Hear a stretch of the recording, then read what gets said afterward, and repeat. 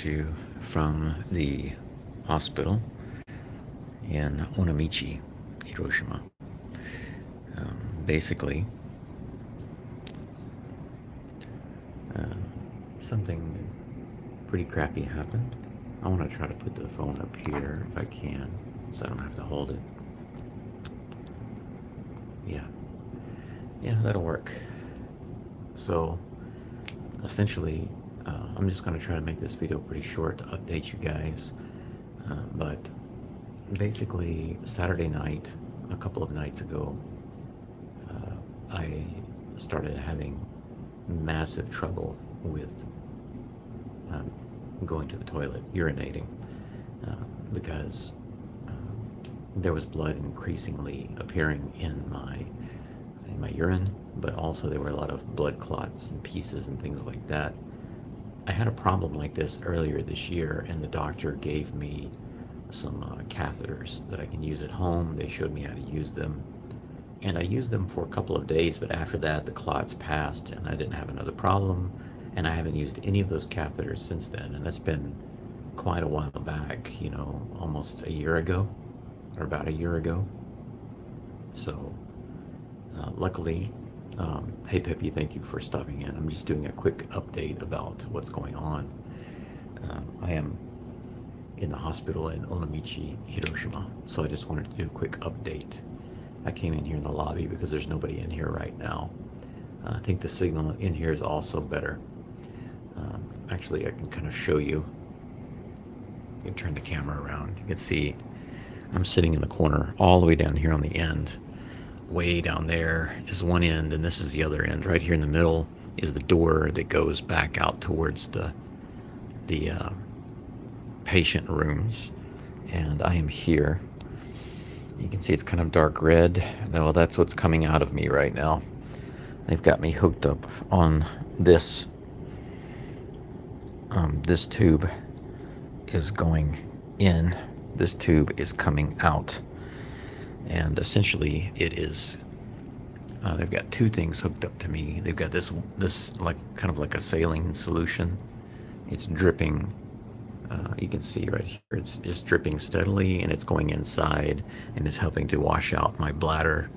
And then whenever the water comes out, it goes out down there, but you can see it's very dark, very bloody. So I won't linger on that because it's not very pretty. But basically, for almost 24 hours, I was not able to use the toilet without a catheter. But the clots were so bad that it was clogging up the catheter. So I couldn't even take care of it myself at home. So I had to come to the hospital, and I was in quite a bit of discomfort and pain. And essentially what they did last night when I finally got to see the doctor, they first did, I guess like an echo, kind of an echo scan. Thank you very much, Pepe. I appreciate that. Essentially, the scan showed, Philippe, thank you for stopping by. It's good to see you. The scan that they did on my bladder showed that there was a bunch of blood and like hard pieces of blood and blood clots. It's called hematuria, but basically what it means is like hard pieces of bloody tissue, and it was just packed into my bladder. The doctors are kind of guessing as to where that's coming from. They're assuming that it's coming from my kidney, but I'm not necessarily so sure about that because I did fast recently for 6 days, and then that kind of triggered this condition. So I was thinking that probably it's part of the tumor that has died, and it's just expelling it from the body. That's my hope. But the thing is, the condition that I'm in is not a livable condition by myself, and so they don't let me go home right now. They're not letting me go home, and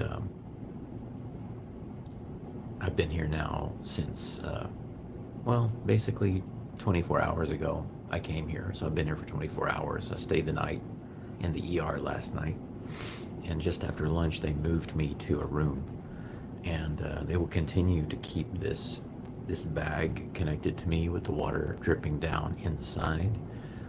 That's one of the reasons why I don't have a a long time to talk with you guys because I have the water dripping down and it's about to be empty in a little bit. Uh, but I just wanted to let everybody know what was going on because I don't know where this is leading or what's going to happen. Essentially, what the doctor said was they prefer for me to be in the Hiroshima hospital because I have my regular doctor and staff there that know me and have helped me for the past 2 years, 2.5 years actually. And so he said that if I can heal, if the bleeding can be stopped and the clots can basically be removed, then what they're going to do is more than likely after they discharge me, they're going to recommend that I go to Hiroshima City and go to the hospital there. Let's see what you said here, Pepe. I can't read it without my what in the world? Why is there it is. Okay. My father has to go in January in the hospital because of the tumors in his bladder. It will be the 11th operation because of that. They have to cut it out again. I'm so sorry, Pepe. I've had a couple of major surgeries myself. And actually, I don't know if I've ever said this on my channel, but the first major surgery that I had was because of a gunshot wound to my abdomen. It went and it punctured my, I think it was my small intestine, and it went out my back. It just barely missed my spine. And I had to have emergency surgery to fix that, and that was a big deal. A few years later, I had a couple of hernias because of the first surgery. It started to open, so they had to go back and give me another big surgery to fix that. Even that surgery didn't turn out to be very permanent because, okay, thank you, Philippe. Yeah, I'm very open, so, you know, I never have to worry about what I say and what I don't say because I just say the truth, and that's one of the things that has made me so, not just different, but outcast from my family, because my family, they are very what I call communist style, which is they want a certain image to be thought of them, but they don't actually subscribe to that image. So they want to be thought of as, you know, good or righteous or whatever, but they don't actually live that way. And that's the reason I call it communist thinking, is because I never had a good name for it until I went to China and I spent a lot of time there. And whenever I would run into these really communistic party supporting people, I realized that they all have this same kind of thinking, which is when you actually start talking about realities, things that are actually happening or that have happened, they can't talk about those things. You know, and it's not just because they'll get in trouble. It's not because of that. It's because it doesn't fit with their worldview, but they want people to think. So they will attack you and they won't like you and they'll see you as a person who just hates China. But communism has nothing to do with China itself. You know, China and the Chinese people and the Communist Party are two different things. So my family was very similar. If I made a new friend, if I even went to a counselor, my family would get upset. Now think about how crazy that is, that my family would get upset and get worried when they would find out that I made a new friend, or that I liked a teacher. If I had a teacher, God forbid, you know, I like a teacher, because they automatically think, oh my God, he's talking to that teacher and he's telling him about the family. Oh, he's talking to his friend and he's telling him about the family. So my family basically cared very much about what the image looked like, but they never ever put any effort at all into actually making things good. And to me, I'm so total opposite. Yes, especially my dad, Philippe. My dad he's always been the worst. He is what you call a passive narcissist. He's very indirect, and if you push him hard enough, he will come out and say things directly. My mom was the one that was, she had so many problems, I don't even know where to begin. But my mom was very direct and loud, and she caused so much trouble in the family, every day yelling and talking so badly to everybody. but she had mental issues. My dad, he is just an unforgiving, cold, straight up narcissist. But he's weak. He has no spine. He's very indirect, and he just like my sister, will just open his mouth and say things that are so terrible. And if you say, "Why did you say that?" he'll say what? I mean, this is total narcissist BS. Gaslighting to the maximum to deny someone's experience, things that factually happened. I don't get that. All the best you're thinking of you. Keep your head up. Thank you, Peppy. I appreciate it. The reason I told you that is because it's been my policy to just state one of two ways. Number one, the facts. That's just the way it is. The other thing is the way I think about my perspective on something that has happened or is happening. And I'm not saying that I'm always right or that I always present things in a way that's acceptable for everybody, because I know for a fact that I've lost a few friends over the years, not because I was really bad to them. I mean, I will say that when I was in high school, I wasn't as good a friend to my friends, my classmates, as I could have been. But at the same time, I can't really be angry with myself back then, because I came from a terrible home, and at that time I was a teenager trying to figure out who I was. And one of the ways that I tried to make myself feel better was at the expense of others. And I'm sorry that I was that way. I really am sorry that I was that way. It ruined what could have been several beautiful lifelong friendships. And I've been lucky enough to kind of reconnect with one of those, even if only on a limited capacity or limited basis. But it took me a long time to start to rebuild myself. And coming to Japan was one of those things that I wanted to do, to get away from America and rebuild myself. And as soon as I got here, the pandemic started. I lost my savings because of that. It was close to $20,000. And thank you, Felipe. I appreciate it. I definitely appreciate the prayers and good thoughts and all of that. I really do.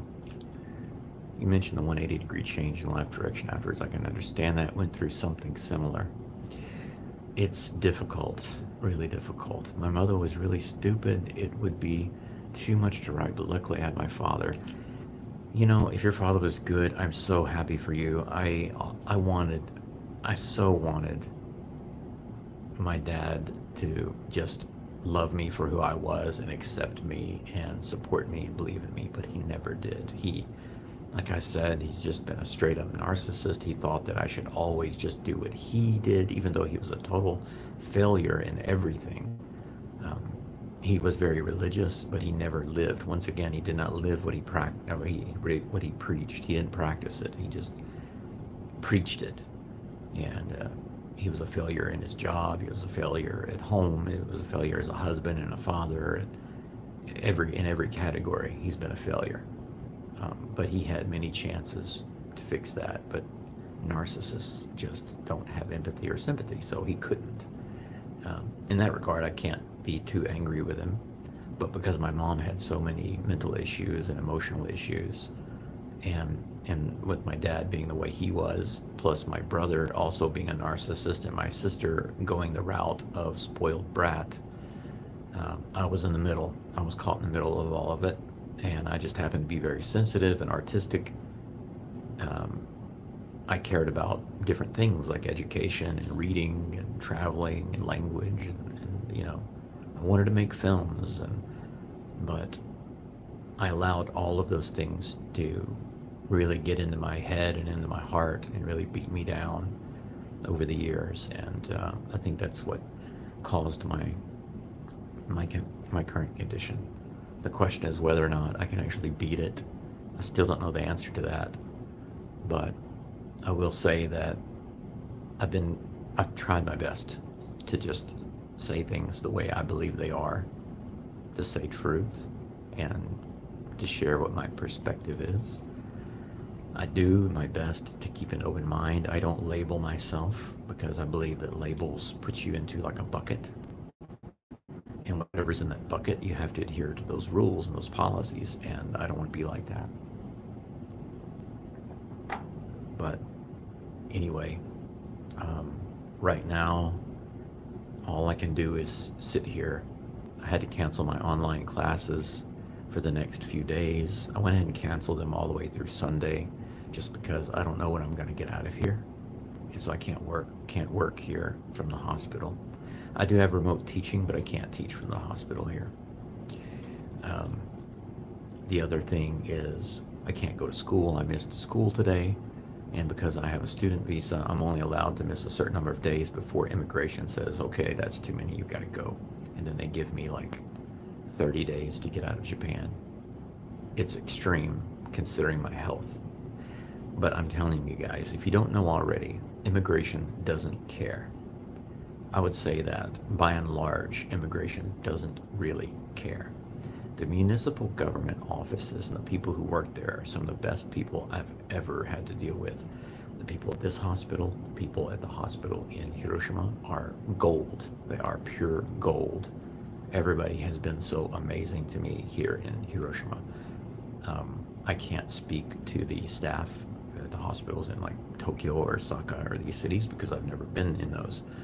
But I can say that my experience here has been nothing but one of awe, actually, because as an American coming to Hiroshima in particular, there are reasons that I probably don't even have to mention to you about why I would think about the specialness of this location versus the other places in Japan. And it was never my plan or intention at any point to come and stay and live in Hiroshima. It just happened to be the place that had a job opening for me when I really needed one, because I lost my job due to the pandemic. It took me roughly a year to find steady work. So by the time I came to Hiroshima, I had like $500 left. That was it. And I had to actually kind of scrape by, and I was able to get a little bit of assistance, a little bit of like pandemic assistance, to help me get some things like a bed and a couple of other living things. I got a washer and I can't remember what else, but I was able to get a few necessities for my apartment and start to rebuild. But just as I was kind of hitting my stride with my job and starting to catch up, that's when I started having pain. I had only purchased my house, just a few months prior, around May. So I bought my house on Christmas Day almost 3 years ago. It's almost exactly 3 years ago. Just a few months later, in May, I started having massive pain and blood started coming out when I would go to the toilet. After going to the clinic, they said it was very serious and they sent me to the hospital in Hiroshima, and we all know the story from there. I was diagnosed with a large cancer tumor that had begun to affect my veins, and because of the size, they weren't able to do surgery to take it out. And so since then, they've tried to shrink it with this inhibitor medicine. And last year, just a little over a year ago, I had the leg clot, which almost killed me, literally. And it was a difficult time. I was in the hospital for almost a couple of months. Some of you already know that. I'm sure that Pepe and Felipe, I'm sure that you already know that. And but because of that, I started about 3 or 4 months late to school. But I did start in January, and it was a rough start to the year because I had to stay in my van. I slept in my van for several months during the winter. When it started to get close to summer, I was able to get an apartment or kind of a little old house near my school. And the medicine that I started taking, the inhibitor, seemed to be really doing good. My urine cleared up, my energy went up, my anemia improved. Lots of things looked like they were turning around. And I felt that my inhibitor medicine had reached a plateau. I got to a certain point of improvement and I wasn't getting any better. So that's when I decided to do the fasting a few weeks ago. I did 6 full days without any sugar. Please don't forget friends. Absolutely not. Without my friends, I literally wouldn't be here. I wouldn't have a reason to continue fighting if not for my friends. But anyway, the days following my fast became really, really difficult. Although my strength did come back up because I had started eating, something triggered in my body and it started releasing blood and blood clots and things like that. They progressively got bigger and eventually they just kind of filled up my bladder, and I wasn't able to use the toilet starting from Saturday night. And of course, like I mentioned before, that's what led me to seek help at the hospital here in Onomichi. And luckily, they did have a couple of doctors. That's another story I will try to tell sometime, but there was some drama when I came here. And they basically told me that the only doctor on staff was an eye doctor. They sent me to the clinic. The clinic said, we don't have the machines to check you. So they sent me back to this hospital. But then suddenly the doctors appeared. I don't really understand what happened there, but it cost me 3,000 yen and wasted over an hour, maybe an hour and a half. And I was in pain and holding in clots. I mean, if you know what it's like to feel like you really, really have to go, but you can't, and it's really painful, and I really needed help quick, and they finally got me in here, and they hooked me up to some kind of machine where they were literally just using water to wash inside my bladder and flush out the, I think the nurse might be looking for me. こんばんは。もう亡くなったら、はい、ナースステーションまではい、帰ってきてもらっていいですか？はい、多分5分いいですか？うん。OK、はい。OK。ありがとうございます。はい。すみません。いいえ。Let's see. Let me check the messages here. She pointed out that the water up here is almost out. Hi, Jeffrey. Yeah, oh my goodness, indeed. Like I mentioned before, this drip that they've got me on, I can actually show you guys. This is like kind of like a saline water drip that goes down, and it goes into my bladder. And then this is the stuff that's coming out. I'll give you a quick view of it. I don't want to linger on it, but that's what's coming out. So, yeah.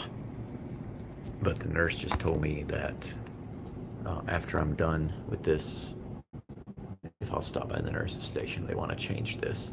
So I'll have to end this in just a moment. But anyway, to finish up what I was saying, after they washed a lot out, they said there was still blood, there was damage, and it needed to heal. So they were just going to keep running the water in until all the blood, everything coming out was clear. And when they do a scan, they want to see that there's no clots left in my bladder. Once I get to that point, they will let me go. I hate to see you going through this. My own dad is going through a terrible, horrible cancer as we speak. I am so sorry, Jeffrey. I really am. I'm frustrated, but primarily, it's not for me as much. It's that I've lost several family members to cancer, and none of the treatments did anything except make them worse and make their lives terrible. I've tried my best to just agree to treatments that I felt would be somehow beneficial without destroying my body. And to some extent, I have done that. I feel like the inhibitors have definitely helped, but haven't been enough to get me close to that threshold where they can actually take my kidney out. But I do wish the best for your dad, you said, I believe. I don't want to get you mixed up. Another friend of mine who's very important to me, he lost his father just this weekend. So right when I went in the hospital, he lost his dad. Yeah, you said it was your dad. I'm sorry to hear about that. My condolences to his situation. I really do hope that he can get better. But now I'm on this drip. Once it gets to a certain point, they want to release me, but they said there's a good chance I'll have to go and see my doctor at the hospital in Hiroshima. They'll more than likely go ahead and do a CT scan and look at my kidney, my tumor, and see what's going on. I don't know if they'll admit me or not. I think it depends on what's happening, what they see. But we'll find out, and I'll update you guys. For those of you who are, very interested to see how things are going with me, that's why I put this on here. Obviously, I could use your positive words and any support that you can offer in any shape or form, that you can do is appreciated. All the best for you. We're thinking of you. Please keep your head up, my friend. I'm really trying. You mentioned friends earlier, and seriously though, it's the only reason why I keep trying. I can't identify any other reasons right now that I can keep trying apart from friends. I really can't. It's without friends, I know I wouldn't be here. So to all my friends that aren't watching, I've got special friends all over. Some of them don't see my YouTube videos here, some of them do. And those of you who are here right now, to all of you, I love you, I appreciate you very much, and I need to go get this changed. So I'll sign off for now, but thank you very much. And as things progress and something changes, I will update you. But until then, I'll say I love you all very much, and please have a good morning, good afternoon, or good evening wherever you are.